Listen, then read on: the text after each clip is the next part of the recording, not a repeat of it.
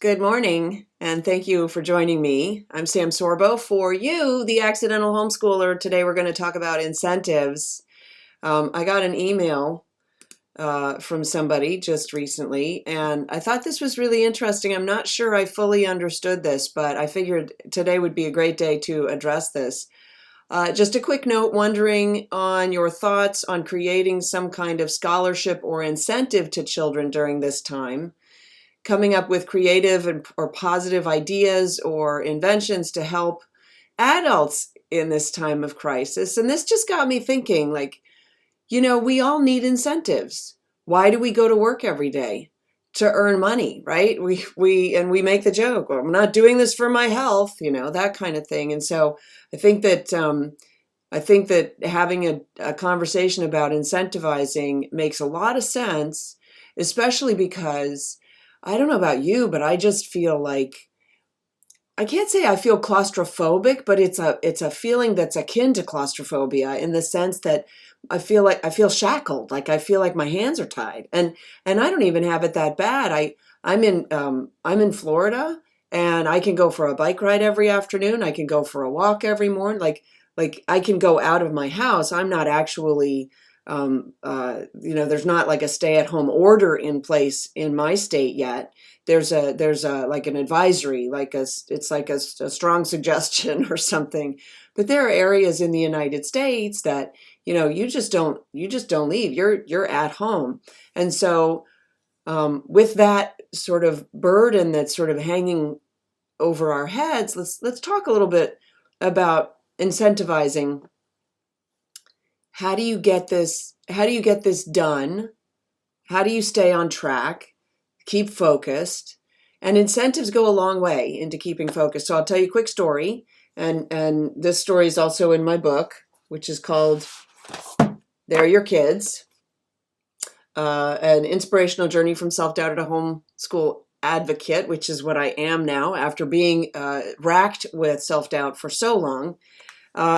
So this is one of the stories in the book. There are a couple about, there's one epic fail when I incentivized my son, epic fail that I put in the book. So you might want to read that so you don't make that mistake.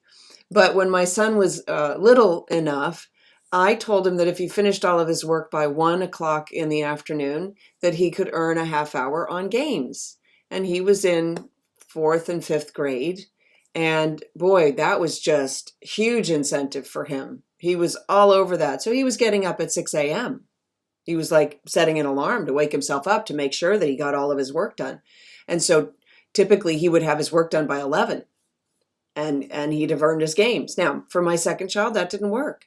I had to find other ways to incentivize him. And then for my third child, again, not the games. So we found other ways. So I just want to go through some ideas that I have, and I'm happy to hear your ideas if you want to message me. You can even message me, I think, while we're live. Yeah, the live chat's on as far as I can see. So feel free to do that. Let's talk about for young kids. So for young kids, because you want them to stay engaged and you want them to understand, let's get work done and then we can do play, right? And this is a big lesson because it's about delaying gratification, and that's something that we humans understand probably better than any other animals, is this idea of delayed gratification, which is the idea of sort of our human existence. Is we understand that we live on a timeline, that we start at birth and we go year after year, week after week, month after month, all of that, right? To build to when we pass away, right? So on that timeline, we understand that we're not just living for today, we're actually living for our future self, and then our future self with children, and then our future self with grandchildren, and that kind of thought. And so we are incentivized to delay gratification, so we save up for the car or the house or the wedding or what have you. those are incentives to us, right? Otherwise we wouldn't save. Why bother if we didn't have those incentives? Right now, this is the short game, right? This is just getting through, in a sense, just getting through until the summer, just getting through until we have tackled and beaten, in a sense, beaten the coronavirus, in the sense that we're trying to tackle the peak, right? There's this peak idea that if we reach a certain tipping point, the virus will overwhelm our health services. And that's where, so we don't want to allow it to get to that tipping point. That's really what this is all about.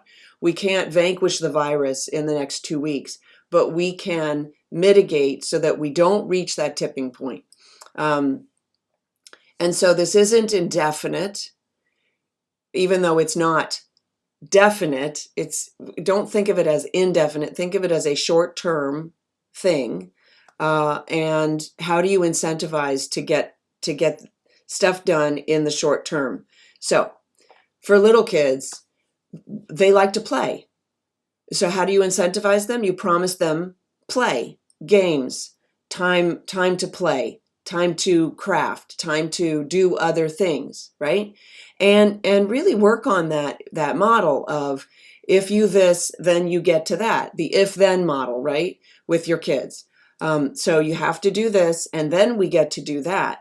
What are the kinds of play that they like? Well, it depends on your kids, and you know your kids better than, in theory, better than the teachers in the schools. And so the idea is you are better equipped to incentivize your children to get their work done. So, do they like to dress up? Do they like to take all the cushions off the couches and build a fort? I know that was a big one with my kids. My goodness, we built forts. And they became so elaborate. And, at some point, I had to say, I don't care about that blanket. Go ahead and use it for your fort. I'm no longer attached. I really detached from some material things when my kids were little, because I was like, well, they really want to use them for stuff. And I'm somebody who, I don't go through things a lot. I don't go through clothing. I don't wear out my shoes. My bags never get worn out, because I'm very careful. I don't put them down on asphalt or what have you, right? I don't drag my feet. When you have kids, sort of all bets are off, because they use things. They really use them. They stain things. They wear on them and stuff. And so, building the forts, there was a lot of that going on. Play games with your kids. Your kids want your involvement. Play card games. Play Chinese checkers. Teach your young kids to play chess. Teach them to play chess. There are a couple stories about chess in my book that I won't share right now. But chess is a strategic game. It's a very old game.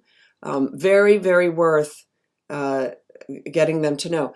Make a game with them. Go online and download tips on how to make mancala. Mancala is an African game. You use an old egg carton to make a mancala game, and then it's so much fun to play it. Also a strategy game, fairly simple, really easy to understand. It involves taking pebbles from one compartment and distributing them into the other compartments, and then the next player takes pebbles from a different compartment, and it's an easy game to make. And so you've got, my goodness, that's a whole afternoon, and then for the days to come, and you're playing this game. So you can go online and find these new things to bring into your new homeschool. Even though it's the old environment, you're recreating that environment with these ideas, right? Watch a movie. Promise your kids that you'll watch a movie. Promise. And if you pick a good movie, you can pick a documentary. For instance, my husband's documentary called Before the Wrath. Okay, it's not for young kids, but for fourth grade, maybe third grade, fourth grade and up. Very great film. Talks about archaeology and history and the Bible and stuff. It's called Before the Wrath. It's streaming on Amazon. It's #1 for documentaries, and like #5 on Amazon overall for all movies. Put on the classic movies. Philadelphia Story, classic movie, great movie. My daughter loved that movie growing up. Let There Be Light is a great movie, even for kids. Maybe not younger than third grade, although I know a fourth grader who absolutely adored that movie. Kept putting it on time and time again. So find good wholesome movies that are going to feed your child, feed them with wholesome ideas. Miracle on 34th Street. I'm trying to think of all the great movies. But there are plenty. There are plenty to choose. Notorious is an amazing movie, right? North by Northwest. The classics. I go to the classics because that was before we had a rating system, because we didn't need a rating system. We didn't have people in the culture trying to over-sexualize our children. Let's just put it that way. Okay. So promise your kids, hey, if we get all of this done, then at 3:00 we can put a movie on for the afternoon. We can do clay. Have you ever done clay with your kids? So there's a clay called, there's Primo and there's Fimo. And I just brought out some that I have a whole stack of these things that's filled with clay. It comes in, this is Sculpey.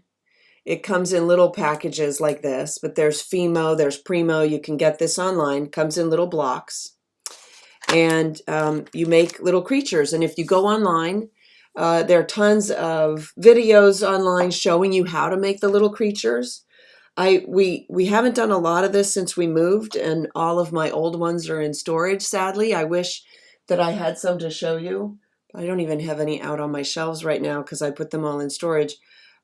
So my daughter, because we did bring the clay with us, but we haven't had a chance to sit down and do it because my kids are getting older and my time is very limited these days.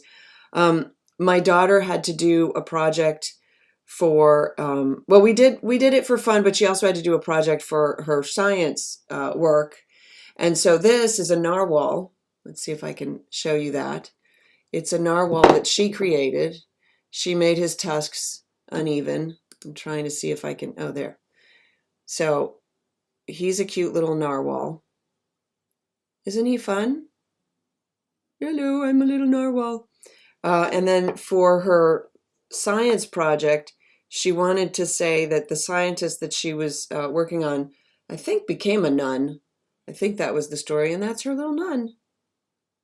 Isn't she cute with her habit? It's just fun. So with this clay, it doesn't harden by itself. You put it in the oven for like 315 or something for 15 minutes, and then it hardens. And then you have these fantastic things for the rest of your lives. So what a great way to, in a sense, commemorate what otherwise would be a difficult time by creating a craft that will endure. Okay, so do a craft. Figure out, there are other crafts to do, obviously. My gosh, there's so many. In fact, I've posted on Facebook a whole video that was done about making crafts. There's one where you take straws, and all of this stuff you can order online, right? And have it delivered. You take the straws, you cut them into little segments, you glue them all together, put them on a wand, and dip them in bubbles and blow bubble, and it makes like a ton of like little tiny bubbles that go out. It's like incredible. Just fun things. So think about that. What's another really good incentive? Money. Money's a great incentive for kids. By the way, engage your kids in cleaning the house. That's not obviously an incentive, but how do you incentivize them to clean the house? Money, right? Incentivize your kids with a future goal. Pick something that's a little bit distant that you're working towards. So the goal is, when this is all over, I will take you to, maybe there's an amusement park that the kids really love, or maybe there's just a park that the kids really love, that you feel like maybe we shouldn't access that these days, but in the future that's something that we can do. Maybe there's a museum that the kids really want to go to. You know, in LA there's the automotive, I can't remember what it's called, but the automotive museum. My kids used to love that place. There are science museums in major cities across the U.S. I think we visited many of them because of how much we travel. My young kids loved visiting science museums. For older kids, a theme park or an amusement park or some other cool location. And this is an opportunity. Get to know your kids. Sit down and have that conversation with them. I need to incentivize you.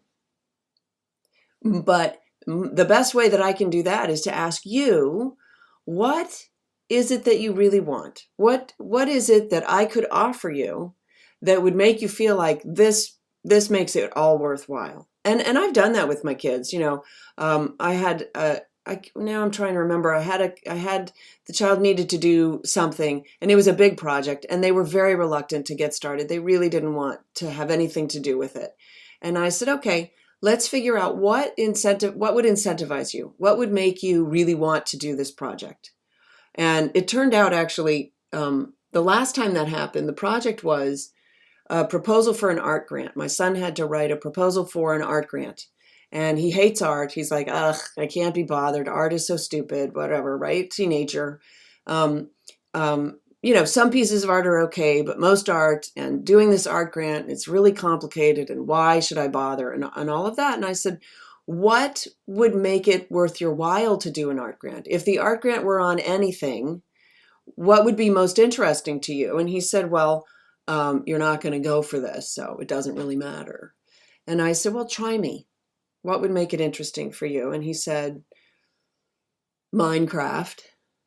And I said, okay, is there anything artistic about Minecraft? And he said, I mean, you build things. And I said, well, isn't building things artistic? And we had this whole conversation. And it turned out he designed for his art grant proposal a course teaching Minecraft. And he called the local school and he found out, if they had a classroom that he could teach it in. And he created a real art grant proposal based on teaching young people how to do builds in Minecraft, that very creative, that taught engineering to young people. I don't know if you know, but Minecraft apparently is very sort of engineering oriented, which is why my engineer son loves it. And so my point is, I just figured out what would incentivize him to be more engaged. And that wasn't even an external incentive. That was an internal incentive. What would incentivize you to be more engaged in this? I insist that my kids read the first 50 pages of any book before they say, it's terrible and I don't want to read it, right? And then if it's terrible and they don't want to read it, then I have to drill down into what book it is. And sometimes you have to insist, no, that you got to get the book done. So what will incentivize you to get the book done that's external to the book, right? But, okay, so we talked about that. Something that always incentivizes me is have ice cream. If I get all of my work done, then I get a bowl of ice cream. That's always worked for me. And you can do, in some places, of course, you can drive through. Starbucks incentivizes my daughter. They make a drink that she absolutely adores. And so that's always a worthy incentive for her. Wait, really? We'll stop at Starbucks? And of course, Starbucks is doing drive-through right now. I incentivized my engineer son with a shark dissection.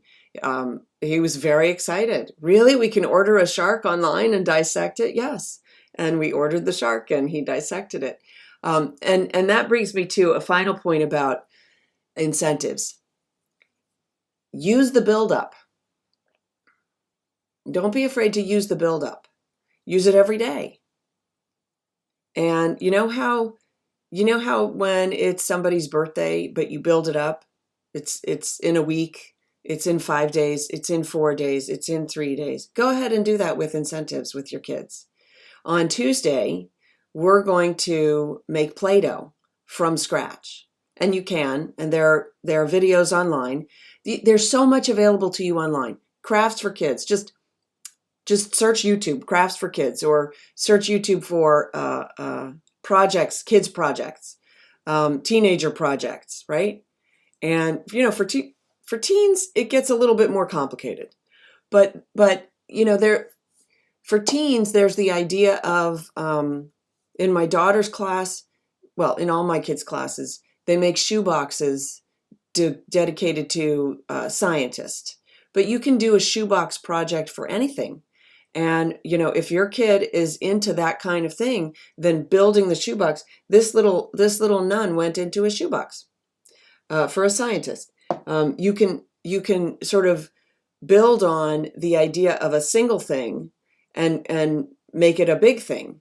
I remember when we got our lizard, I brought out the craft of creating a castle for the lizard, and we got the styrofoam, and then we got the special spray paint, and we carved the styrofoam, and we spray painted, and we did this whole thing.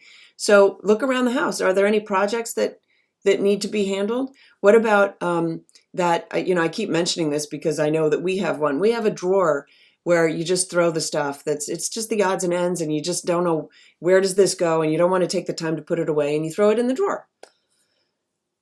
Maybe that drawer can be a project for somebody, and maybe you can use it to incentivize somebody also. If you have a child who loves organizing, oh my goodness, put that child to work, right? And that makes the child happy, and it helps you out, right? But don't be afraid to build it up. So if you say on Tuesday we are going to make ice cream, right?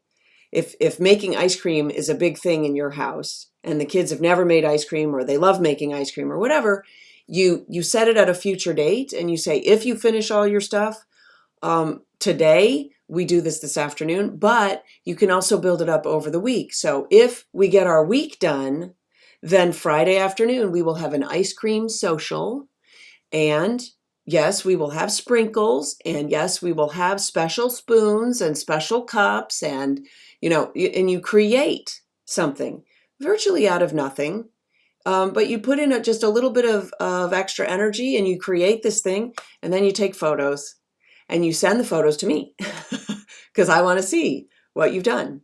All right, so that's it for today. Some ideas on incentivizing. Oh, you know what? I'm not done yet, because you have to incentivize you. And so what is it that incentivizes you? What is it that if you check off everything on your list that you feel like you deserve and you can give yourself? For me, there is a dumb TV show that I enjoy watching. And so that's part of my incentive. Because if I put in, and by the way, I've been working very hard because I've joined forces with coronavirushomeschooling.com, which is the Texas Homeschool Coalition.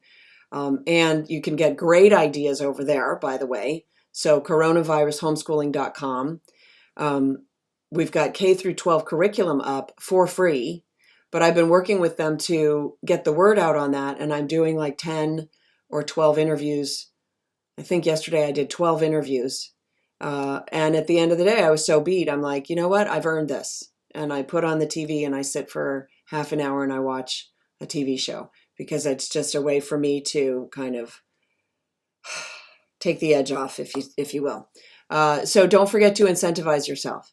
And if it's, what you get to do after the kids go to bed and you just get some time to relax and stuff, reward yourself. Don't forget to do that, because we are very much attuned to the risk-reward model, right? Just like many mammals. We're Pavlovian. We're all into that Pavlovian cycle, right? And that's why we send our kids to school, because we've been trained to send our kids to school, and we've been trained that that's a good thing to do. And so we feel like we're doing the good thing, and that's our reward, right? Just like, he trained the dogs. Pavlov trained, this is how he discovered it. He trained the dogs he fed them when he rang a bell. And so what he discovered is that pretty soon, every time he rang the bell, the dogs started to salivate, because they associated the bell with food. We associate the bell with good. The school bell, oh, that's a good thing. That's like, oh, some people had a bad experience at school, and so the school bell is like a bad association for them. But we've made those associations, and we make them. And so you can encourage your kids by incentivizing them, and you encourage yourself by incentivizing yourself, and that keeps you more on track. And so when you're about to lose your temper or your patience, same difference, you think about it and you go, am I going to earn my reward if I do that? And maybe that'll help you sort of tampen down the energy a little bit and maintain your calm, cool, and collected. Don't forget, take breaks if you need breaks. You know, there's a workout video, and the guy's like, he's a hard body and he's just doing it all. But he says, if you need a break, take a break. And that applies to homeschooling too. So don't sweat it. Okay. You've got this. You can do this. Thank you for tuning in. Please subscribe to my channel. And I'm here every morning at 9 a.m. to offer you encouragement and empowerment. I'm about empowering parents to home educate their children, even if it's for the short term, hoping that you'll think about doing it for the long term, hoping that you'll see the great benefits of home education. Do pick up a copy of my book, They're Your Kids. It's available at samsorbo.com. At samsorbo.com, you can also sign up for my newsletters. I don't send them very often, but when I do, I pack a lot into them. So go ahead and sign up for that over at samsorbo.com. You can email me also at samsorbo.com with your questions and comments. Would love to hear from you. And thank you very much for tuning in. See you again tomorrow.